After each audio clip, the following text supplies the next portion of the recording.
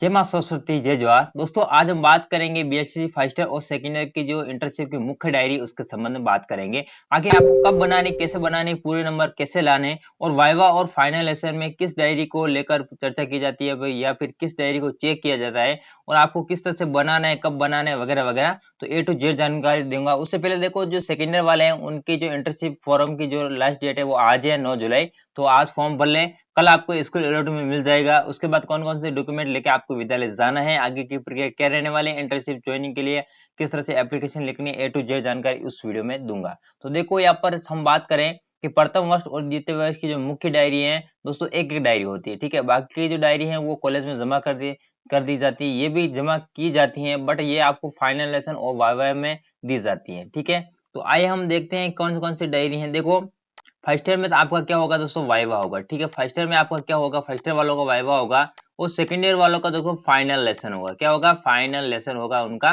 ठीक है। ये आप विशेष ध्यान रखें। तो आइए हम बताते हैं कौन कौन सी डायरी है। देखो, ये है फर्स्ट ईयर वालों की डायरी, ठीक है, केस स्टडी।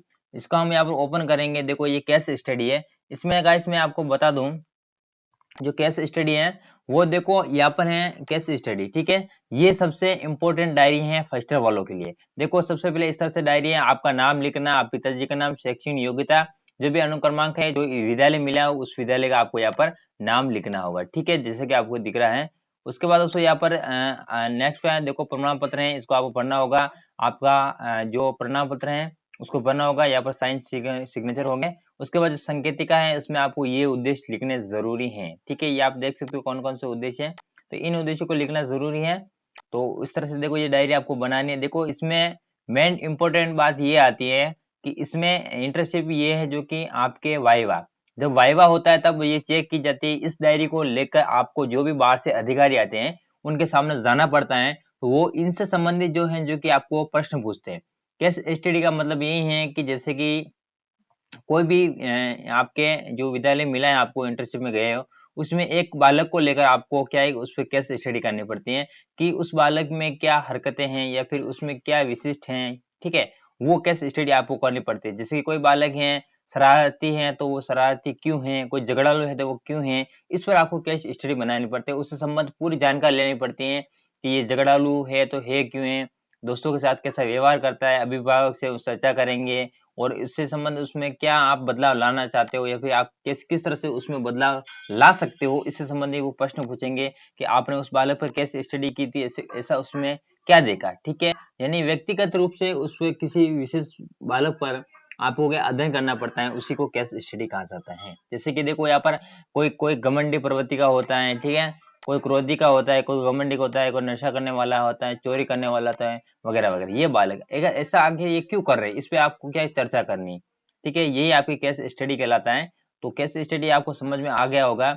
अब दोस्तों यहाँ पर थोड़ा बहुत देखो, मैं इस तरह से आपको बनाना है विवरण बालक का कैसे बनाना है। देखो, ये इंपॉर्टेंट है, ठीक है। ये आपके चेक किया जाता है, जैसे कि विद्यार्थी का नाम क्या है, वो नाम, ठीक है, पिताजी का क्या नाम है, उनका जन्म तिथि क्या है, ये पूछा जा सकता है, बट नॉर्मली पूछा जाता है, ज्यादा नहीं। फिर विद्यालय कौन सा है, कक्षा कौन सी है आपकी, इस टाइप पता क्या है, उसका रोल नंबर, उम्र क्या है, वगैरह। और समस्या क्या है, वो घमंडी प्रवृत्ति का है, जो भी है वो लिखना है, ठीक है। और समस्या का प्रारंभ कब से हुई, कितने साल से हुई, वो यहाँ पर आपको लिख देना है, ठीक है। तो इस तरह से देखो, उसके बाद देखो, घमंडी होने के कारण है, प्रभाव है, परिवार से पूछना, माता पिता के व्यवहार का बालक का प्रभाव पर क्या प्रभाव पड़ता है, और यहाँ पर साथीगण से पूछना वगैरह, ठीक है। ये आपकी केस स्टडी के अंदर आता है।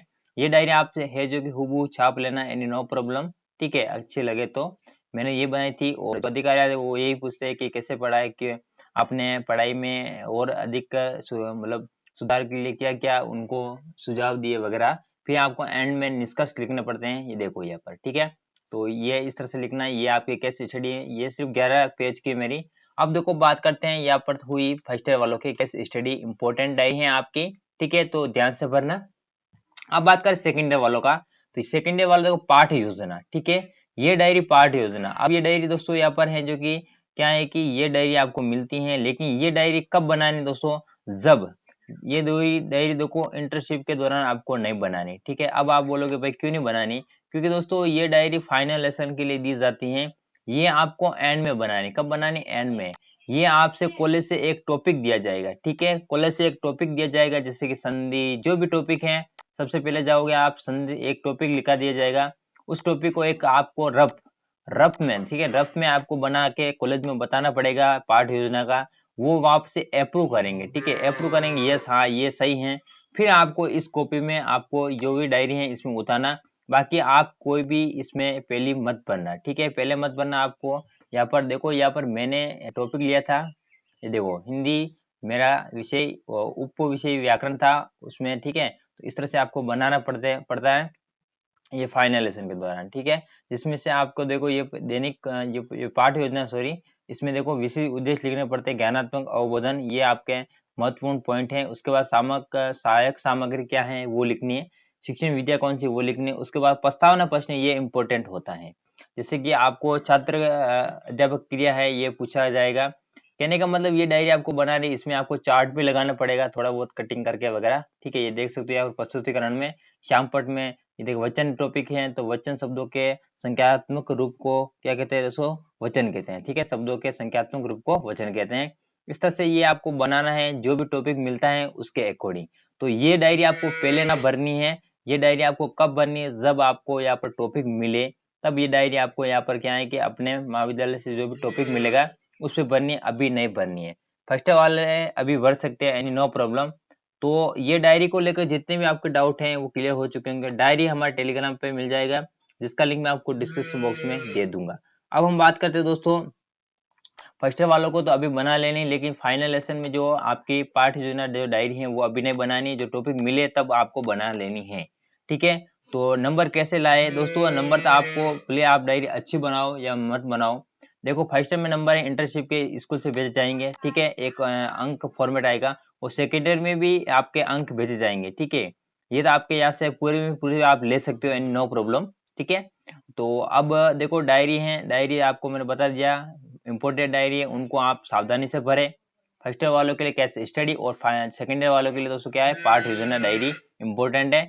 तो इनको आप क्या है कि सही तरीके से भरें, ताकि अच्छी दिखे, जो बाहर से आए उनको भी लगे हाँ व्यवस्थित बनाइए, ताकि वो अच्छे नंबर दे सके आपको, ठीक है, वाइवा और फाइनल लेसन में। तो ये था आज का वीडियो, कैसा लगा कमेंट में जरूर बताना, और भी कोई डाउट हो तो कमेंट सेक्शन में जरूर लिखना, मैं आपका भाई जरूर रिप्लाई करूंगा। मिलते हैं नेक्स्ट वीडियो में, तब तक के लिए जय जवाहर।